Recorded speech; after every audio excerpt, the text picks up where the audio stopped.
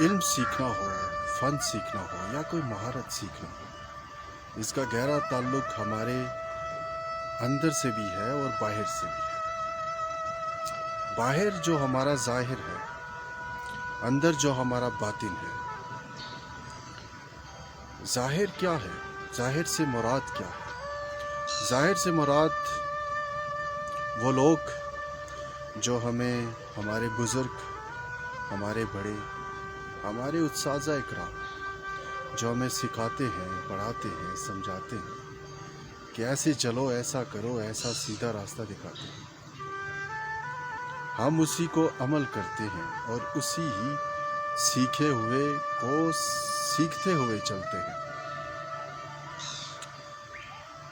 اور باطن کیا ہے؟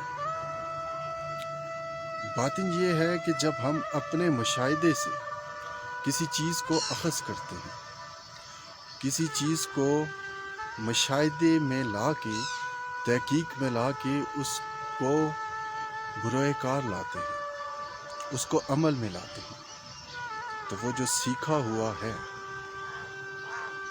ہم اس کو مشاہدے میں لاتے ہوئے، اس کو تحقیق میں لاتے ہوئے، اس سے اخذ کرتے ہوئے، ہم اپنی زندگی کا سیکھا ہوا اس میں ایڈ کرتے ہوئے ہم اپنے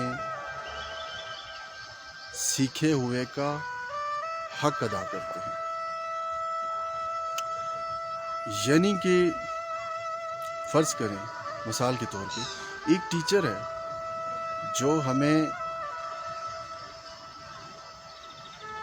ہر وہ جو چیز سیکھی ہوئی ہے، جو چیز پڑھی ہوئی ہے، جو ہمارے ٹیچر کے، ہمارے اساتذہ اکرام کے معلومات میں آتی ہے، وہ اپنے مشاہدے کے ساتھ، اپنی تحقیق کے ساتھ، اپنی زندگی کا تجربہ اس میں ایڈ کرتے ہوئے وہ طالب علموں کو سمجھاتے ہوئے وہ جب بتاتے ہیں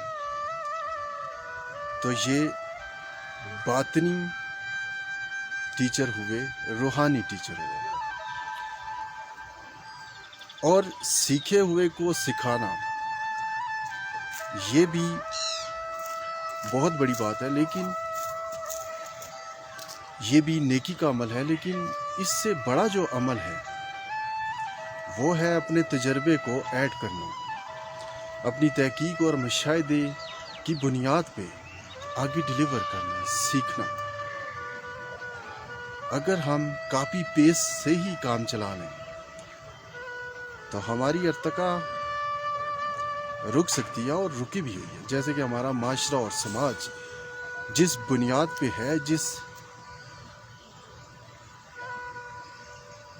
جس مقام پہ کھڑا ہوا ہے، وہ آپ کے سامنے ہے، وہ آپ کو نظر آ رہا ہے۔ وہ وجہ یہی ہے کہ جو ہم نے سیکھا ہوا ہے وہی سکھا رہے،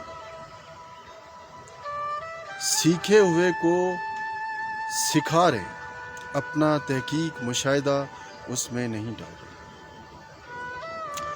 اب یہ مشاہدہ جو ہے یہ کہاں سے آئے گا، اور تحقیق کا جو عمل ہے یہ کہاں سے آئے گا؟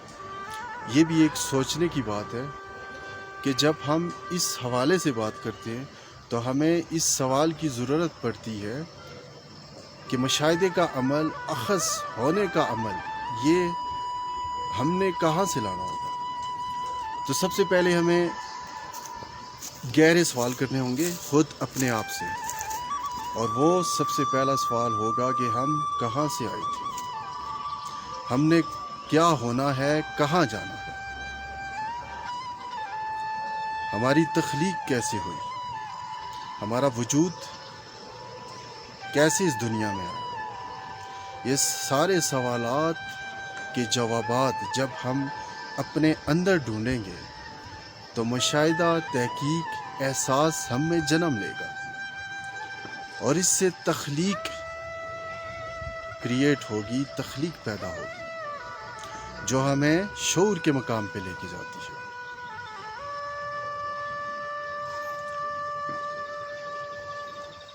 اور اس طرح ہمیں کوئی بھی چیز جب ہم کائنات میں دیکھتے ہیں وہ ہمیں سیکھنے کو ملتی ہے. اگر ہمارا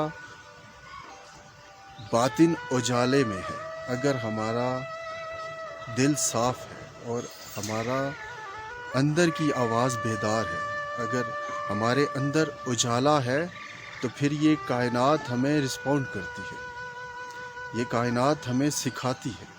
یہ انسان ہمیں سکھانے کے بعد ہم اس میں اپنی تحقیق اور مشاہدہ اور احساس کو ایڈ کرتے ہوئے ہم اس میں تخلیق پیدا کرتے ہیں، چاہے وہ علم کے لحاظ سے ہو، چاہے وہ فن کے لحاظ سے ہو،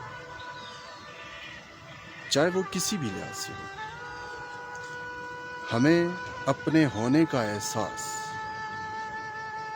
ہمیں خود کی آواز کو پہچاننے کے بعد، خود کی باطن کی آواز کو پہچاننے کے بعد، خود اپنی تلاش کرنے کے بعد ملتا ہے. چاہے ہمیں دنیاوی کامیابی چاہیے تو بھی ہمیں اپنے اندر کی تلاش کرنی پڑے. چاہے ہمیں آخرت کی کامیابی چاہیے تو بھی ہمیں اندر کی تلاش کرنی پڑے.